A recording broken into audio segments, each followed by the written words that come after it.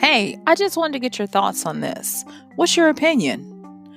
I, um, well, hey, this is MichelleSpiva, your practical priestess of wisdom, and I want to welcome you to today's podcast of Wisdom Smack. So settle in and join me on the flip as we get into how to have a solid opinion. I'll see you then.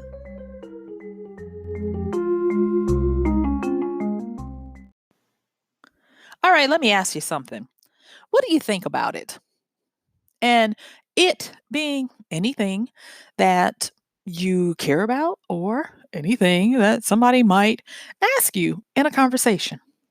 One of the things that um, wisdom is really good at is helping us to be able to turn what we know, what we think, and even what we believe into something more. It's like it's a transmutation into what we take in and we turn it into something greater. And that something greater usually turns into being something inspirational, motivational, insightful, intuitively ingenious. Yeah, those are some of the things that I like about what wisdom does when she has her perfect work in us.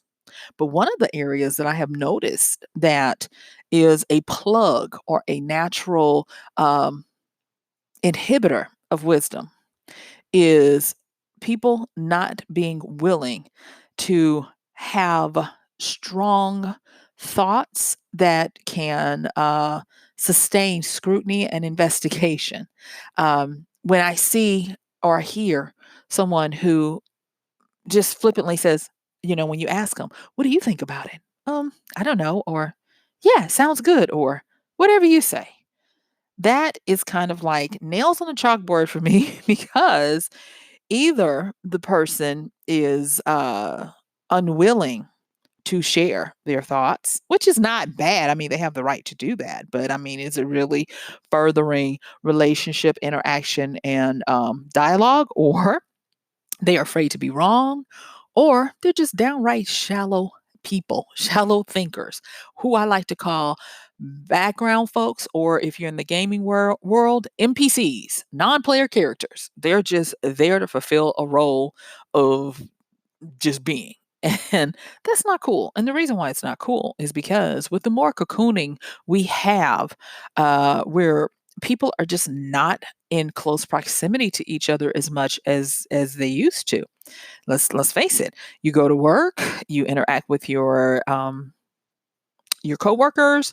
You might go to a place of worship, and on the weekends, you're usually running your errands. And even with that, you're not really interacting that much with people. Uh, but you're spending a lot of time, and I'm saying you are meaning all of us. We're spending a lot of time online. And with that, the online does require a lot of cerebral um, things that we need to bring to the table. And one of those is being able to have a solid opinion. Yeah. You don't, sometimes you don't even realize that for however you interact with someone, that the interaction becomes better, more detailed, and deeper when you can have an opinion about something. Think about it. When's the last time someone asked you what you thought about something and you had an opinion that was well thought out, it was solid, it you were able to stand behind it, and it aged well? If you're not quite sure that you're able to say, "Yeah, I did that," then let's listen in and let's get some things, because I really want to allow wisdom to help us, because it only seems like we're going to be going more and more into digital interactions and relationships.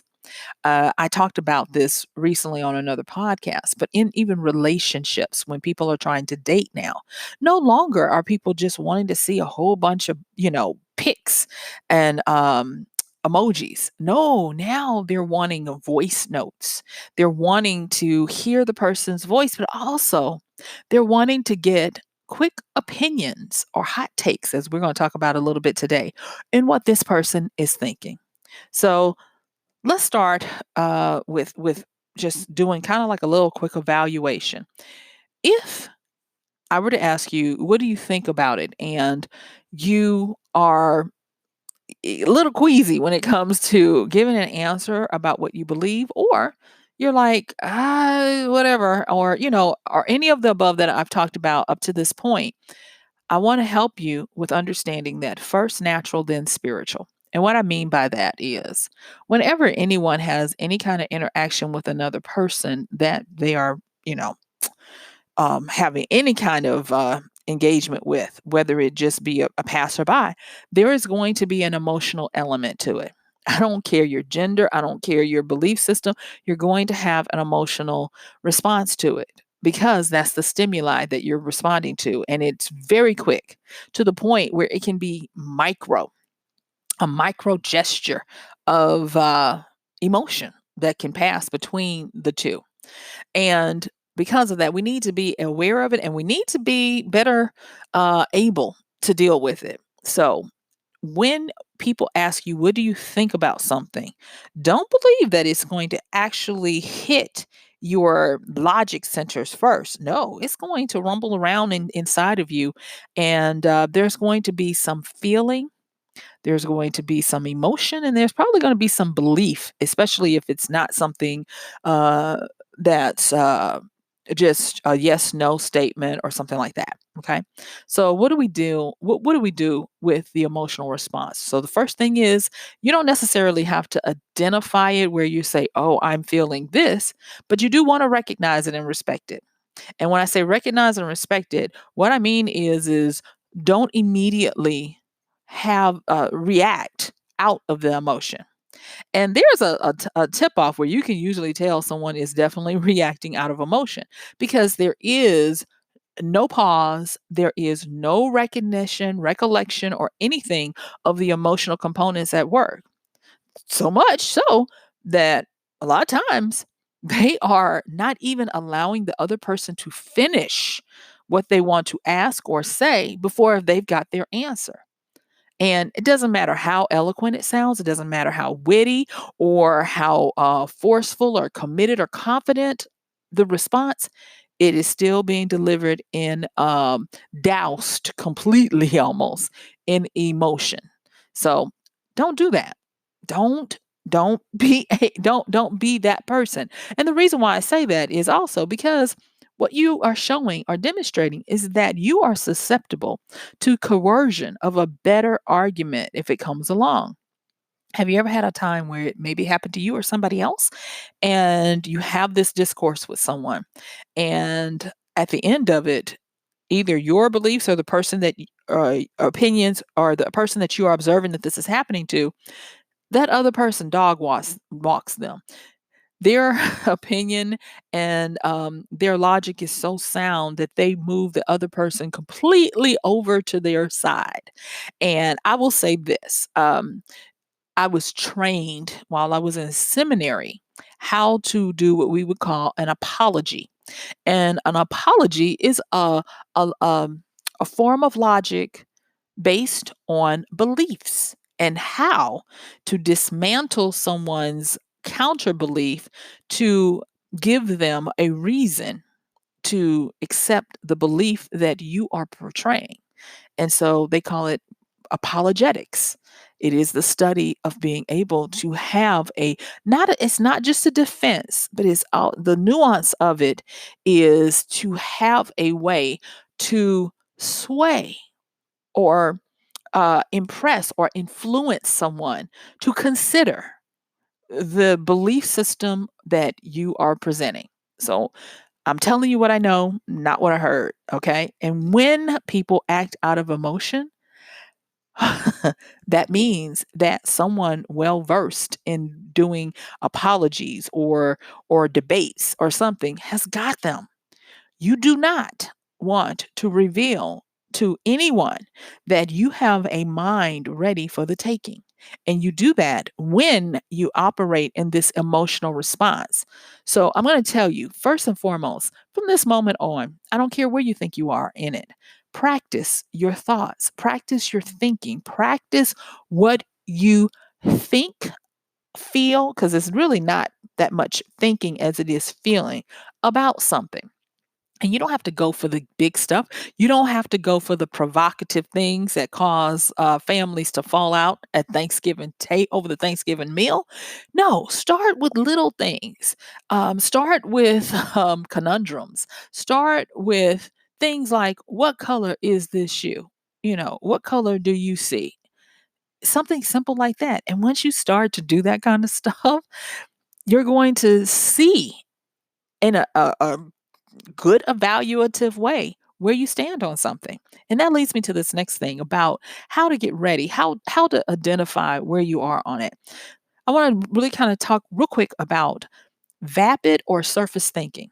And vapid thinking is, well, vapid, means hollow, uh and surface thinking is just like it is, about as deep as a puddle of rain. And when when you are trying to develop your sense of having a strong type of opinion or a solid opinion, uh try to see how many layers down, or how many, better than that, how many different ways you can look at what you want to say, or what you want to portray or believe or whatever. And that's going to start to help you. Now, the first thing is, and I just mentioned this with the emotional response. Usually, shallow or vapid thinking happens when the top of head becomes the tip of tongue, meaning the first thing that pops in your mind is what you go with. Learn to take a beat, take a breath, or even a half breath, take a pause, and turn that idea around in your mind or in your heart, however you want to do it, before you spout it out. And I'm going to tell you, 50% or better of the times you're going to rethink that, because, and this is something that is hard for some people to handle, and that is, a lot of times your opinion is going to be unchecked, is going to only be about you, or only be about how you think, or only be about how you believe that you have all the answers and that only you can be right. Or it's going to have an opinion that shifts all of the focus and attention onto you. Yeah.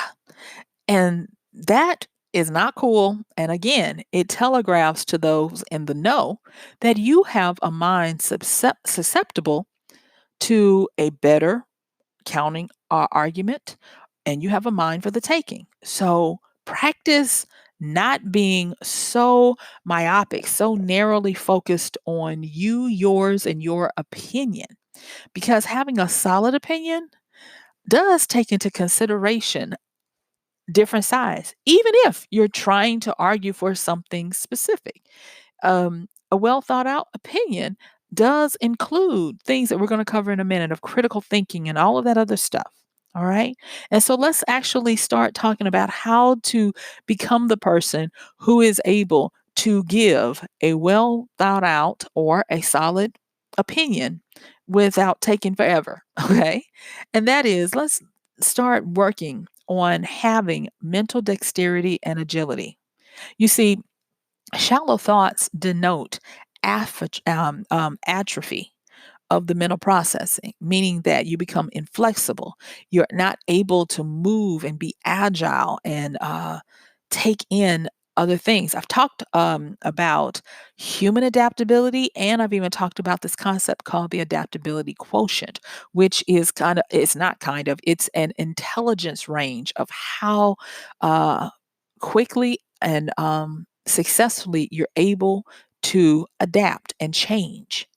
And when you are dealing with people, especially with having opinions that are stable, that you can stand behind, that age well, it's going to require mental dexterity and agility. Well, you might be saying, "Well, Michelle, okay, that's fine. Well, how do you do that?" Glad you asked. To start shaking off the inflexibility and the stiffness and the myopathy where, it's just, this is what I believe, and that because this is what I believe is infallible, and this is the only way I can believe and the only way anyone should believe. Yeah, that's telegraphing that you definitely have a mind for the taking. Start to break down that stuff on your own before someone does it for you and you don't even realize what they've done. All right. So the first thing I'm going to say is cut out all the echo chambers of dumbness. And those echo chambers, they have become so prevalent that people don't even realize that they have a constant diet of sameness. And the more you have of homogeneous things that are just like you, the more conservative you become in your views, meaning that you narrow your focus. And then with the narrowing of your focus, you believe that because this is what you believe, that this is the only way to believe it, and that anything else outside of that is taboo, or any of the other crazy stuff that you can think of. You have to expand and diversify. If you're willing to diversify with your money, why won't you diversify with your thinking? I mean, it just stands to reason that you would want to do that. Okay. And so the next thing is with this echo chamber of dumbness, if you are technologically astute and you use search engines, social media, or anything like that, start to break the algorithm because they know you better than you know yourself. That's why they present to you the offerings that they give you. And I want you to know that anything you see on your social media, on your search engines, is not the whole world. It's not the whole truth. There is always another secret to be uncovered. And I dare you to try to do something counter to what you're used to, something that makes you uncomfortable, something that is so counter to your culture, to your belief system, the upside down world, the bizarro world.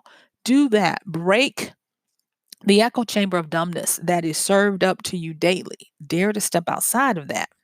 And one way to do that is to start to be able to develop a ability to argue from both sides. Yeah.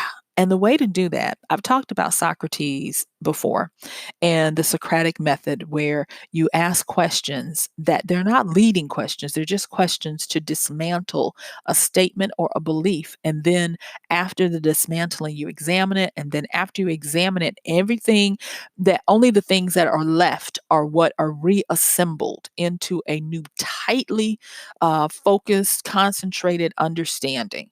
And so that's the Socratic method. You see it done with lawyers doing um, an an interrogation on a witness stand. You see it with people doing debates. You see it, if we're to believe these television shows, you see it with astute detectives trying to get to the bottom of what happened for different witnesses and suspects. Okay, so it has value. But the thing I want you to do is to look at both sides, or as many sides as you can handle, of a particular topic, argument, statement, or whatever. And doing this is going to make your mind more agile, more flexible, and faster at doing this. There are great resources to do it if you need to figure out how, or say for instance you're like, I need examples. I would say go on to places like YouTube and listen to, with a shield up, of course, to not be persuaded, but listen to people of different thoughts and spectrums of beliefs and see how they work through their arguments. And take what you like and leave, I say eat the fish, leave the bones. Take what you like of how, not what they say, but how they go about putting their opinions together, and you'll start to learn. So the next thing is, I want to talk with you quickly, as our time is coming to an end, some of the things that you can actually do to develop an opinion that you can stand behind. Well, the first thing is like I just said before, when talking about practicing, practice doing hot takes. And when you do those hot takes are simply insights into trivial matters. It can be social topics of the day, news. Um, it can be anything that's provocative, or anything that has the general community a buzz. So practice having a hot take. It's like I said, it's quick. It's a quick insight on what your opinion is of something. And I will say, definitely do the first thing that comes out of your mouth, or off of the tip of your tongue and out of your mouth. And then go back and do all the stuff that we've talked about so far. Argue for both sides or the different sides. And then also try to get into considering things outside of the echo chamber of where you normally feel safe. And that brings me to the next thing: be willing to be wrong. This is something that we're all plagued with because the circumstances for being wrong are so dire. So I'm not telling you that this is easy. Oh no, you have to be a freaking hero to be willing to be wrong, because people always are trying to come for you if you are wrong on something. But you do have to be willing to do that so that you can release yourself from the confines and the bounds of trying to fit in and trying to give people what they want to hear, instead of what they really want to hear is your take on something, your opinion. And in order to do that, I want you to employ critical thinking. Now, critical thinking is not hard. You guys, we talk about it all the time, especially here. Start doing your critical thinking by doing the traditional 5 W's, 1 H. That is the who, what, when, where, why, and how. If you have opportunity and time, and I'm telling you, the more you do this, you can do it almost in a flash when you become better at it, because your brain will become mentally agile to be able to run through these things really quickly. And by doing this, it's going to allow you to have more bandwidth in what you consider. And thus, people are going to be like, oh, they're insightful. I like, their opinions. And you will become influential, especially if you can apply quick critical thoughts to what you want to think about. You actually take the time to think before you speak. It's an amazing thing. I'm telling you. And so um, critical thinking about who would this affect, for the good or for the bad, who's behind it, what's really being asked, is there any subtext underneath this, is there like a shadow puppet master, when is this relevant, when is this going to happen, or has this happened, is this the after effect of another causation, uh, where where might this have the biggest impact? Is it useful? Is it helpful? Or is it trivial? Why? Why does this matter? Why should we be addressing it? Are we the persons to have a say so in it? And then how? How do we go about executing what we say? Or are we just standing on platitudes and regurgitating things that we've heard? You know, going through these 5 W's and 1 H they're going to help your critical thinking become very keen and sharpened, to where you're able to suss out things that other people have not considered. And they're going to be very thankful for you. And I'm telling you now, when you start to have a stable, solid opinion that you can stand behind, you're going to become influential. Now, this is the other thing I want to just say, and that is you almost kind of sort of these days have to have a crystal ball, and to when you give out some type of opinion. And that means you got to put in a lot of caveats. You got to be telling people things like, preface it by saying, I could be wrong, but, or my opinion might not age well, or even this. I based on what you ask me, I'm limited by my scope of knowledge or even my resources available to me at this time. And by putting those caveats in, your opinion will age better than if you just said it like, this is the way things are. Always be willing to leave yourself an opening for editing and for updating, because we are evolutionary beings, and even our words, our thoughts, and our beliefs have to be evolutionary, always changing, because hey, we're energy, and energy is, always moving into and out of form, never created nor destroyed. What you see is what you get, but until the next change. Okay. So I wanted to make sure I put that in there. One of the things that I really liked, I was listening to Trevor Noah do an interview recently, and he had a great observation on an opinion. And he was asked about the cancel culture and people coming down so harshly on people for things they may have said 5, 10, 15, 20 plus years ago. And what he said was, and he took a beat and he did a lot of the stuff that I'm talking to you about today. And what he said is that people tend to want a mascot, and I don't want to put words in his mouth. I'm just giving you the gist of what he said. He said they want to put a mascot on something that has not aged well, and so they pick out entertainers, comedians, politicians, people of notability and even notoriety to quote unquote cancel them out and try to take them down. He says, but what no one ever realizes is that at the time when they were saying it, they were not the only people culpable. They had audiences that listened to them and believed what they were saying as well. And a lot of times it was the masses. So if you come for one, you have to come for all.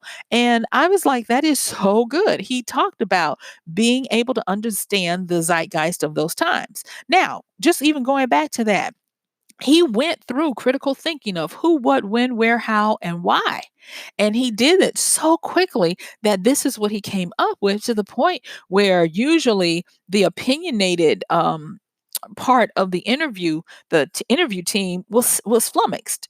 He had nothing to say for that. All he could do was nod, nod and say, "Well thought out," And that's what I'm talking about. When you start having that ability to give an opinion that's solid, stable, you're then able to do what he then did next. And that was he started building on top of that. And being able to build on top of that, he brought them to a higher level where the questions became more nuanced, had more depth to them, and they were it made for a much better interview because it wasn't the same old lower vibrational stuff that just makes you feel like you're burning brain cells that you can't spare. And so as I'm closing this up, um, I'm going to just borrow really quickly from the book How to Read Literature Like a Professor, where he talks about whenever a professor encounters new data, new materials, or new books, they use three things, and that is they use their memory, symbol, and pattern.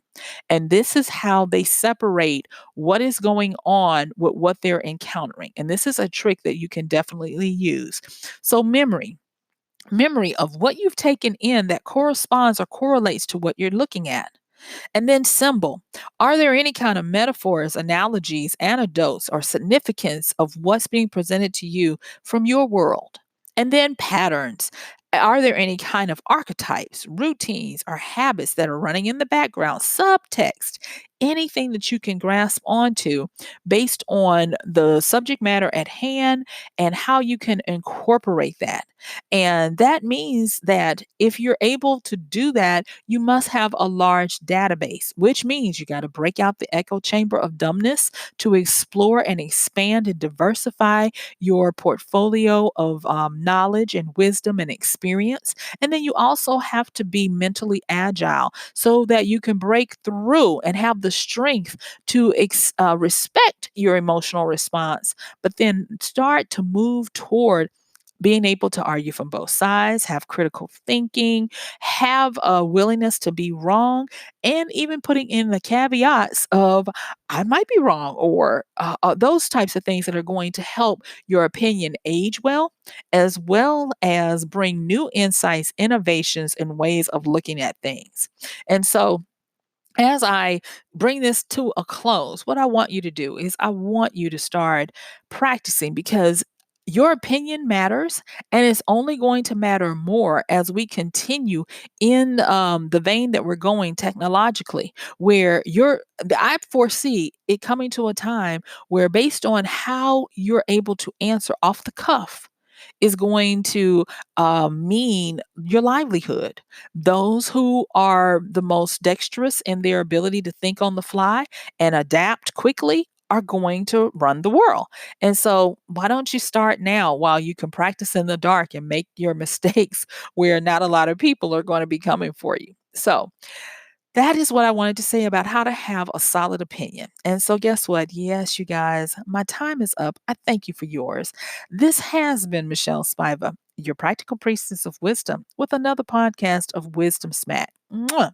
So please check the show notes and continue to send comments and questions, share, like, and subscribe. Thank you for everything. And for those of you who are my ride or dies, I really want to thank you for continuing to use our Amazon link at michellespiva.com/AMZ for whenever you do your Amazon shopping, especially coming up at the holidays. The proceeds go to help me continue to bring you these shows on a daily basis. So until tomorrow, I am going to bid you adieu and I'm going to encourage you to go out there, trust yourself, be willing to be wrong, but have a solid opinion. All right. So talk to you tomorrow. Bye.